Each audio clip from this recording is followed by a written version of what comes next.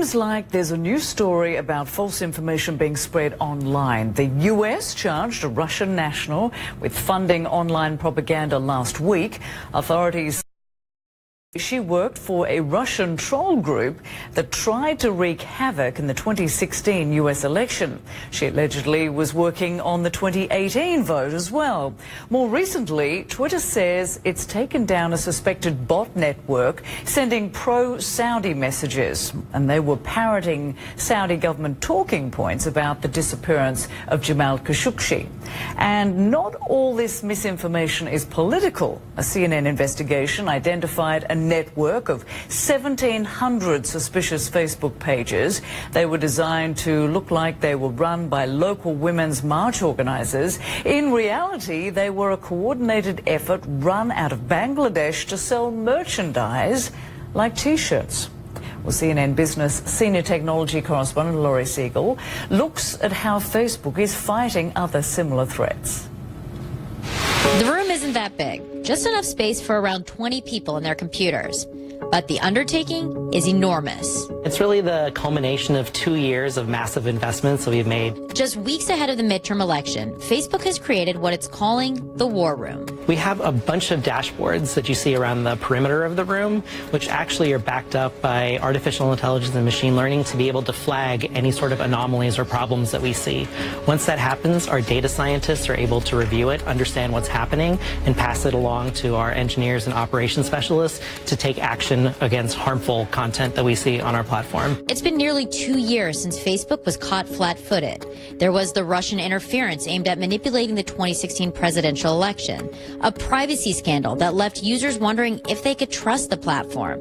Now, CEO Mark Zuckerberg has vowed to get ahead of these issues, and Facebook's new War Room is part of those efforts. They are actually monitoring our systems in real time for any sort of new threats that we may see, investigate them, and then make decisions about how to take action against violating content that we see on our platform to prevent it from going viral. Leading up to the midterm elections, this room will be operating 24/7. The people in this room are supported by the 20,000 Facebook employees across the globe hired to work on safety and security.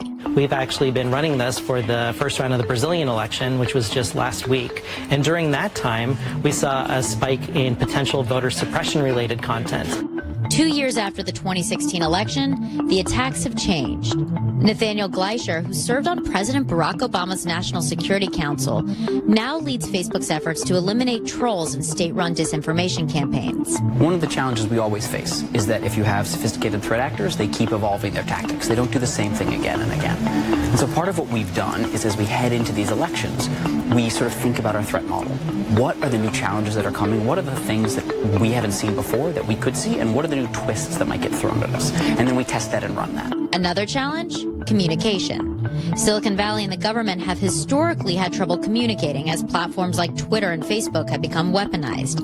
Twitter founder Jack Dorsey acknowledged the problem in a congressional hearing in September. We would like a more regular cadence of meetings with our law enforcement partnerships. We would appreciate as much as we can consolidating to a single point of contact so that we are not bouncing between multiple agencies to do our work. Do you guys have a more streamlined approach now with the government when it comes to reporting? Do you have a direct line to the FBI, to DHS, to some of these major campaigns when you do find something? So we work closely with the Foreign Influence Task Force at the FBI, with the Department of Homeland Security. Another really important partner for us actually is state elections officials, because they're the ones who are on the ground. They're going to see threats emerge first. And what do you say to folks who say, can we trust Facebook to keep us safe?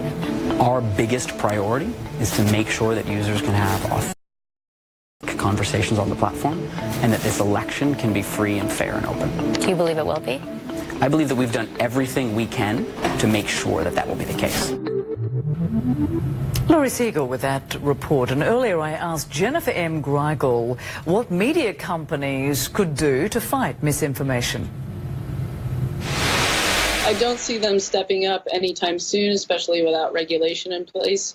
It's a lot to expect from the public to be, I think, kind of positioned to do a lot of the work for them. We're doing that content moderation. We're flagging a lot of the posts that could be potentially problematic. We're doing a lot of work for the platform and for Mark Zuckerberg especially, for free often.